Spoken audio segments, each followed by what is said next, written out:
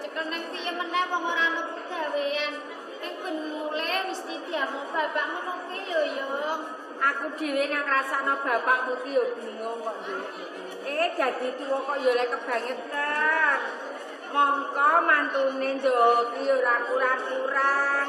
Budi daya, turut-turut golek gawean. Ning patake bapakmu wis kaya ngono senengane ya maido. Lho, niku piye, Nduk? Ya tak elingno bola-bali ning nyatane ya ora mendho ning malah saya ndodro kelakuane bapakmu iki kok. Lah iya ora kita piye-piye wong jeneng kandhane mantu. Heeh. Nek saben dina diseneni wae sine diseneni karo bapak. Lah kok nek ora becah terus piye, Mbok? Lah terus bojomu iki mau ning ndi, Nduk? Lah pamite jare golek gawean ning nyatane nganti iki urung ana mulih. Aku dhewe yo bingung mikir bapak, mikir kanggo. Lah ning omah senengane di karo bapakmu dipaido. Kok apik kelakuan. Lho, kelakuan aku Ngrasani wong. Lho, dadi sampean mah krungu. Kowe elek-elek aku. Kowe jujug karo mantu ndok. Mantu ra gelem gawe ngene kok gunggung bendina lek. Pak nih, sampean ki dadi tuwa mbok ora usah ngono. Ane ra usah ngono piye? Lho, kok mesana ndoho ki lho bendina mbok paido, mbok gremengi nganti ora krasane ngomah. Ki lho anakmu, nek mikire nganti Aku biyen iki ra wis ngomong. ngomong apa, Pak? Murni iki tak pengen seneng karo ndoho. Lho, Dowe cilik iki ra gelem gawe. Isine dolanan kluyuran ning warung. Ora gelem gawe, mongko tanggung jawab bojo. lah kok ora oleh entuk ndoho ki lho arep mbok entukno sapa? Lah wong anakmu murni ki wis seneng mbok yo wis, Pak nih. Karepku iki murni tak entokno bocah sing sregep nyambut gawe. Mergo jagakno aku wis tuwa, kowe wis tuwa. Nyagerno sing nom nek kuat ngingoni karo wong tuwa. Ngono. Nih, mbok ora usah maido ngono lho. Weh, sampean ki apa ora ngerti, Ndoh? Bendina ki yo turut-turut golek gawean. Entuk gawean ta ora, entuk gawean ta ora. Biasane yo Ora entuk gawean mbok omongno ae. Ki lho murni, biyen upama ora entuk doho, adirabeni kecamatan iki. Dadi ngono iya. Anakmu kowe mbok entukno kecamatan, yo ndak entukno kecamatan. Ngono anak-anak ben dadi balik desa. Lem nyunggi ndoho nganti sawantek, tegal tek, sapi ludes. Ki perkara kanggo ngingoni ndoho ora gelem nyambut gawe. Tak golek esuk kalone mak ning ndi? Golek gawean, Pak nih. Titane kok anggere mulai ora entuk dhuwit. Ora keprui bongko yo wis. Wong tuwa kok seneng paido menele cek ra karuan. Bapak iku darah tinggi apa? Lah iya aku dhewe ki bingung nek ngrasakno bapakmu kok, Nduk. Tangga-tangga ki nganti anu bosen lungono lek padu karo bapakmu iku. Ayo wong kok isine ngamuk wae. Lah iya, Nduk. Ayo muga-muga wae bapak sehat terus ya, Mbok. Heeh. Lho lah iya kok Nduk wis mulai. Ya ngene kok. Kok kan dia tole garep bojomu ki lho. Aku wis mulai jog mangu. Karo Eh? bojomu aku gak wani. Lah perkarane apa, Kang? Bapakmu ngamuk Lah yo ngene kok. Lah ngono kuwi. Duwa, aku kok wis kadung kulino diamuk. Upama ora ngono aku rak lara perkara kaget diamuki marang tuwa. Bapak Ya ngamuk wis, iku ini aku lho, perlu Nduk. sarapan, Kang. Iki bojomu yo wis mulai aku tak ninduli tak ngiwet dhisik ya, Nduk ya. Iya, Mbok. Kang. Apa? Ana lu masih esuk mau ning ndi? Ya karepku iku ben ora diamuk marang tuwa terus. Mergo aku wis duwe bojo kok nganggur, ora tau ngayani bojo. Karepku aku ya srawung karo kanca-kanca, takok-takok gawean. Lah ana, Kang. Aku iku kemama kowe roh ra mentolo. Apa, Kang? Aku tawa-tawa, aku ben dijak melu but gawe iku lho. Kaya wong ngemis, janji tak eloki, jarine kancane wis cukup. Janji tak eloki, tembune ora, kowe iki ora rasa. Aku ngakei isin, aku mau saking kesele tenguk-tenguk nang emperan warung. arep jajan ora wani wong ora duwe dhuwit. Lunga wis urung sarapan, balik mulai yo urung klebon apa-apa. Ayo, sing sabar yo, Kang. Raketang piye-piye sampean yo wis budidaya. Nah aku ngono ra piye-piye, Kang. Lah nek ngandani aja aku arek sing mbok kon sabar iku. Sapa? Ya bapakmu. Bapak pendina watake ya wis ngono kuwi to. Bapakmu iku kandhani pengen ngamuk terus. Wah aku nek ora kerasan, kan aku nek awakku lara malah kowe do bingung. Bapak ki watake wis ngono, Kang, ngrasaku batikno lho. Bapakmu kon ngaleh kok kon gawe omah dhewe. Lho iki ki omahe bapak lho, Kang. Kok malah bapak kon ngalih ki piye to? Ayo sing bener ki ra ya sampean sing enom budidaya gawe rompok cilik-cilik ra ngono ora kok malah bapak. Pamane nyageno warisan kok bapak mbok ya ora ndendane. Pamane aku arep njaluk warisan marang tuwa omahe ya elek kene. Aman ki yo anak-anak wae. Kok njaluk warisan betah ra betah kumpul bapak simbok. Yo nek betah ngempet perkara diamuk ya betah nyatane ngantek saiki ya urip. Lah iya. Sing mare ra betah apa, Dik? Apa? Aku rong mangan nek. Alah, aman ki yo ngono. Yo wis tak juboke mangan yo Kang ora ketang saanane. Simbok Iya. mau liwet kok. Bapak ning omah ta ora? Bapak mau turu menawa Kang? Aja gugah kok iku marang tuwa lanang. Kok awet urip katone. Yo iya. Ini nek marang tuwa dan mati yo omahe karek ngepek. Katone mbak ngono kok. Taman ki rasan-rasan apa kok iso? Uga. Iki lho dipangan Kang saanane ra ono lawe. Murni, Apa? aku iki wong iki. Lah kene. Aku kok pakane kaya pakan bebek. Wis to saanane Kang lencen kahanane lagi ngene kok. Lumrahe duda santen niku nek digodhog gak dadi kuning Lah terus. Duda kok putih. Iku sayur bening Kang sing ora marai penyakit. Ya ancen bening wong ora ana bumbune. Sayur bening iku Kang, Wong iki ora duwe kaya kok dipakani saanane ngene. ora ngono. Jaman saiki iki akeh penyakit rasa santen-santenan. Bapak lah yo nek dipakani santenan yo malah matiri. Ngono. Yang niku bening-bening malah sehat kok Kang. Uyupi Kang. Ana sehat. Iya. Aja semene abanyune kurang agung iki. Kok telung timba ngono lho. Aja ngono, ape sasanane Kang gak apa-apa Kang. Arep emoh. Wong ancen anane iki. Lah iya lah aku mau lah yo iku Kang. Karo simbok ora apa-apa. Asin-asin. Ora ana asik. Hop. Ya enak. Moro-moro arek mangan, muleh mangan, lunga, lesu muleh mangan. Lho kok pengen mangan bareng. Ku nyambut gawe entuk kaya nggo tuku beras, tekan omah diliwet, mateng dipangan. Lho ora gelem nyambut gawe kok bendina lek mangan. Mikir go wong iku. Kok iki urip. Nek diloro iku kaya gedruwo. Kowe iki urip. Monggo pinarak, Pak. Linggih ning dasem kono. Wong iku omah-omahku dhewe mbale iki. Gabuk kabeh ngakon linggih. Kula dereng sarapan, Pak. Urung sarapan? Dereng. Weteng ngeleh. Layak lek mantemblang templeng. Kula mantu sampean. Percaya. Elek-elek mantu Pak. Iya dingoni kok. Nggih. Kepengin mantenan. Nggih, Pak. Ben wareng. Weteng mlecu. Lho mangan kabeh. Mangan kabeh. Mangan.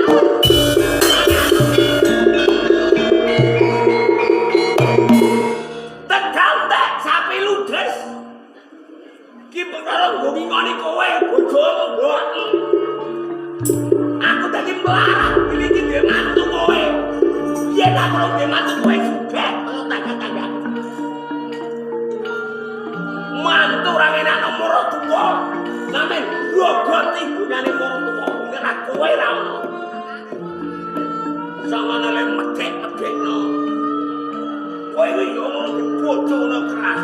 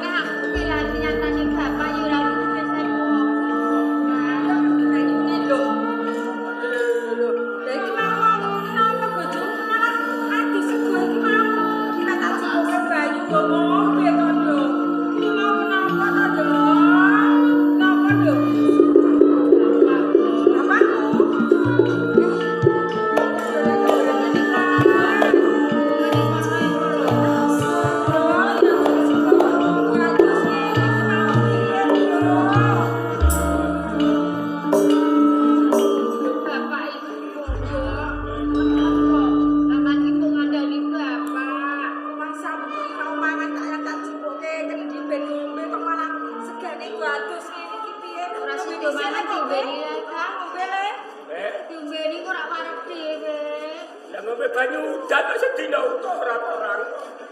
Mangane urung kok ngombe. Apa-apa lah yo nek tuwi ning ora wargi Kang. Ngombe rak nyah yo ae. Cukup mangane ora. Bapak karo mae ora tau ngamuk aku. Ora tuwa ngamuk kok nganti ngene iki. Sabar Kang, sabar. Hop! Hop! Hop! Kaget aku. Ana apa nek? Kok melolok kaya Apik kelakuan. lho kelakuan apa nek? Lah aku man serta ameh mudar arep mbok karo banyu mantuk mbok gotono kendi. Ini iki. Ini iki. Jadi itu kok ya oleh kebangetan sampean iku. Lah banyu arep go ngombe pokoke ora entuk. Dadi banyu iki ben diombe karo ndo iki. Lho nek ngombe kok kene ya ora seger ah, wong ketelak ngombe kok kene. Lah kok ngombe ra kok kono. Ketelak iki ngombene aja kok kene. Ya ora ndang ilang ketelakan. Ketelak ilang iku diombe kok kene lho.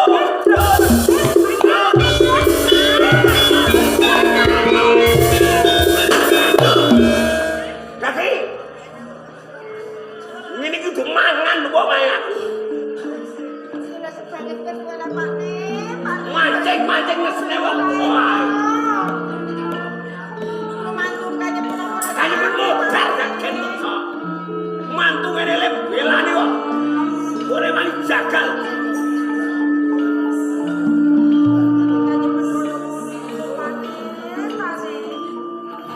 Ora datang iki. Bakar kabeh jurnalis. Dene. Aku lek ngene biro lek. Iki ora mati gerang nek mati gering mikir kowe. Nek ancen kowe isih seneng karo anakku murni. Ngomong aku iki rumono.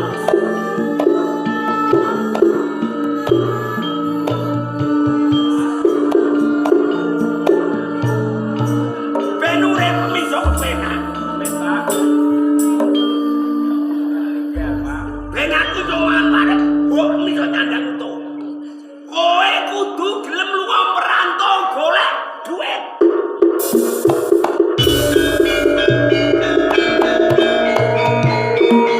Lunga merantau ning Hong Kong, Korea, Malaysia. Kudu mulai entuk kaya siji. Kuat ngono sawahku rong bau. Sapi papat. Sepeda motor PCE. Iso gedene tukono mobil Avanza. Kowe lunga merantau mulai ora kuat nukokno aku ngene iku mau. Kowe tak pegatno karo anakku murni.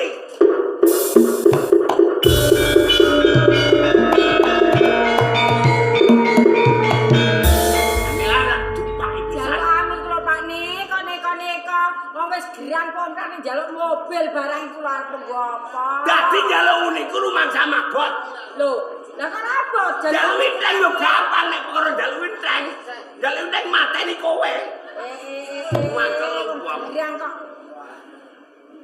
Piye? Untuk kaya semonten katahe niku merantone tengku. Kari kowe wong sing nyambut gawe kowe. Lah nek aku cek nom ora perintah dapur. Merantone bulan, Pak. Ya ceboke bongko. Ae, Apa? niku jalukane sampeyan. Jaluk aku ngene iku mau. Enten sing kliwatan nek Kliwatan apa? nggih, Pak. Abota kula saguh. Kula tak lunga mbut gawe, muga-muga iso nuruti penjaluke Bapak. Nek kula kasil lunga merantau entuk kaya akeh. Kejaba jalukane Bapak, kula nggih dipetingan kepengin nyenengno Bapak. Arep mbok klenterno Surabaya, Mboten, Pak. Jakarta. Ampun kesah tebe-tebe mengene mabuk. Lah terus nyeneng-nyenengno aku arep bapakno. Kula tumbasno kain anyar. Aku Nggih. wah, yo kondang. Kula tumbasno kathah, Pak. Kaine pira meter? 1 iku? Mori pun. Ngalep aku. Pasemane lho nggo bungkus bokem. Bolak-balik. Ae, Apa? kula merantau mboten gadah sawe. Terus Utang, Pak. Utang, Pak. piye? Utang. Piye? Utang, Pak. Ngene iki 1.000 rupiah ra kantilan jaluk sangu. Padha mlarate kok ngamuki wong. Lah nek ora mlarat ora ngamuk. Ini kula ra isih. Kok tak sikut pisan kok. Sampeyan yo ora duwe Murni. blok tok. Demben yang gawe kowe ndak tukaran sik karo mbok. Tukaran sik piye? Bakar kayu. Mah mangan kok tak nggo klonan karo mbokmu asmane. Ini anak bolak-balik kok. Iya.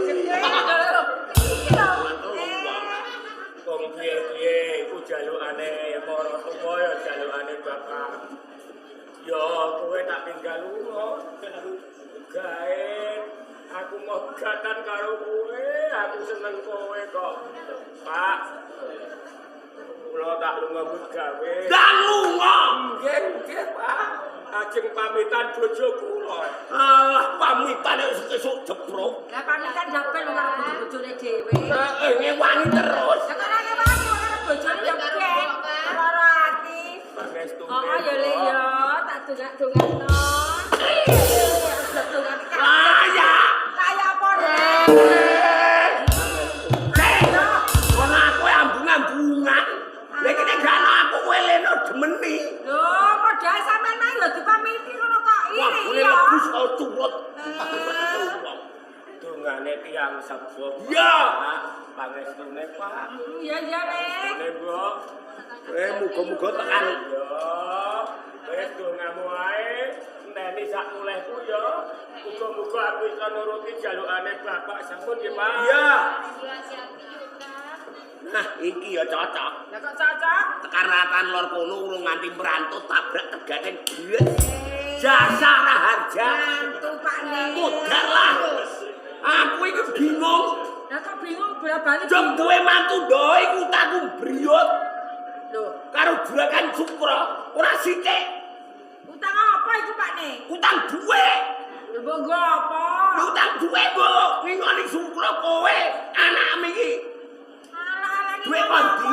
Kok bedina ya ora tau mbok kei dhuwit kok Ngene kurang trimo dikandani. Sapa? Ora nek ana lah jejeg pisan kok. Ono lagi tukaran donak cocok. Sapa lho? Kowe ora anu ngurusi wong niku. Utang niku pira Pak Ning? Akeh utangmu iki. Akeh-akeh. Cangkeme kok akeh. Sapa iku Pak Ning? Ngene lho. Piye? Itu suarane aku kok rasaman. Ora nuwun. Mondol, monggo. Lho. Halo Bos Sukra. Halo.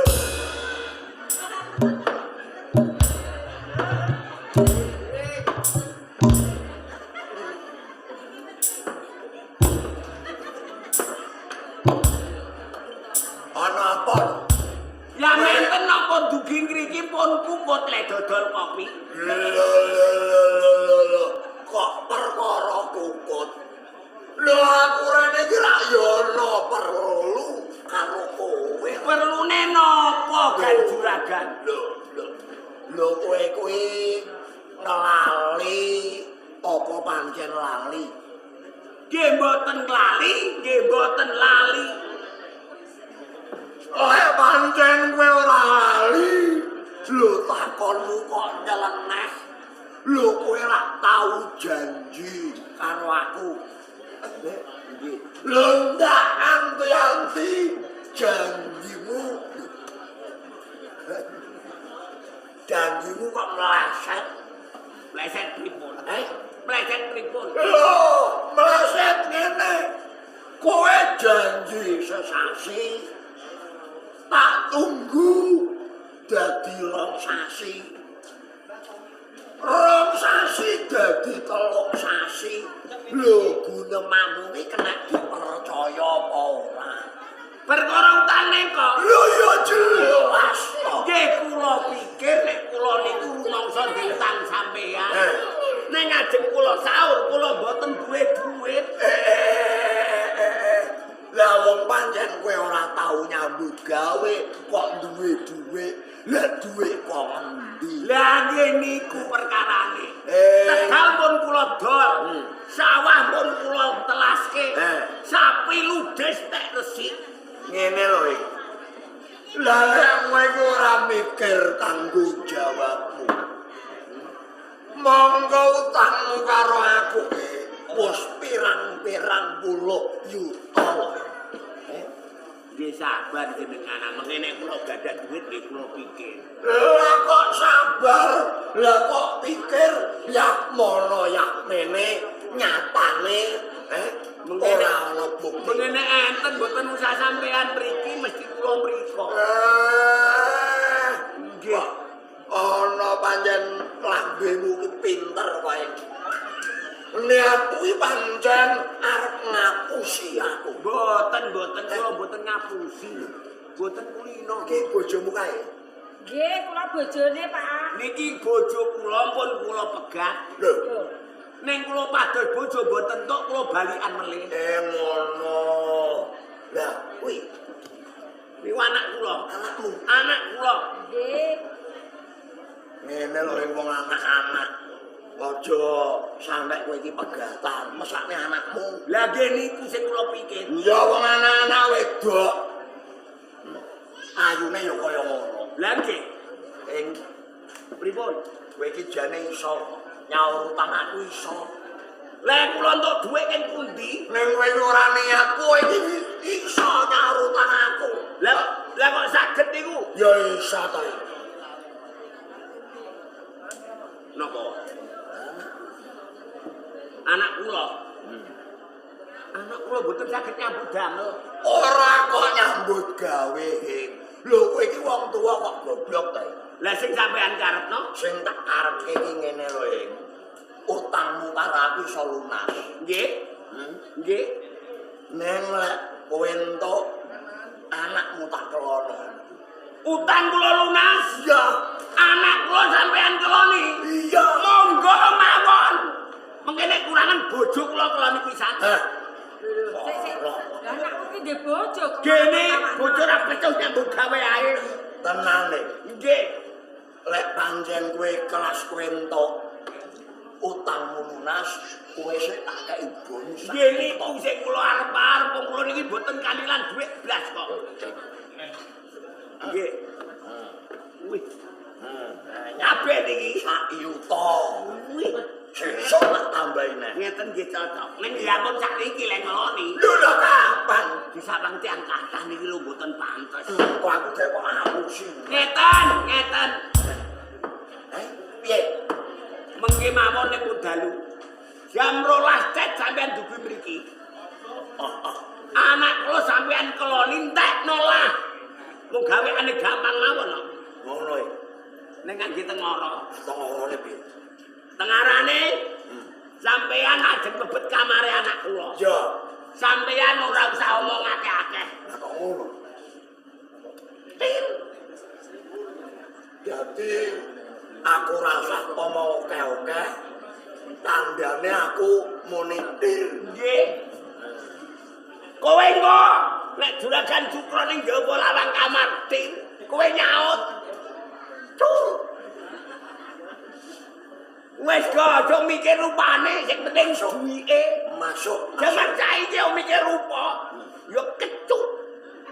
Ben aja roh tangga carane ngono. Nggih, jam 12 sampean mriki. Jam 12 teng jil aku teko kene. Nggih. Mriku nyaut. Tuh. Dok ing dok. Entek-entekno lah. Tenan. Nggih. Engko bengi jam 12 jelek aku teko kene ya. Nggih. Teko mamu ya. Nggih. Ya. Panggil apa? Anu kandhane. Siap mriki ampun.